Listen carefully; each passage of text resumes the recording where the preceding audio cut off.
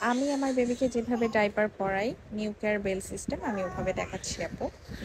প্রথমে নিচে দেখবেন যেখানে স্টিকার আঠা দেয়া আছে ওটা হবে নিচের সাইডে, আর উপরের দিকে আঠা দেয়া নাই, নর্মাল যেটা সেটা হবে উপরের দিকে। এটা লক্ষ্য রাখবেন। এরপর আপনি এটাকে পুরোপুরিভাবে খুলবেন, খুলে এটাকে ক্লিয়ার করে নেবেন আগে।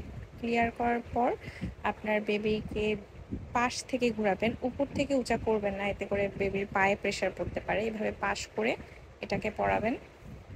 আর খেয়াল রাখবেন এটা যেন ওর মোটেও টাইট না হয়, পেটের দিকে অবশ্যই লুজ লুজ করে পরাবেন যেন ওর সাফোকেটেড ফিল না হয়।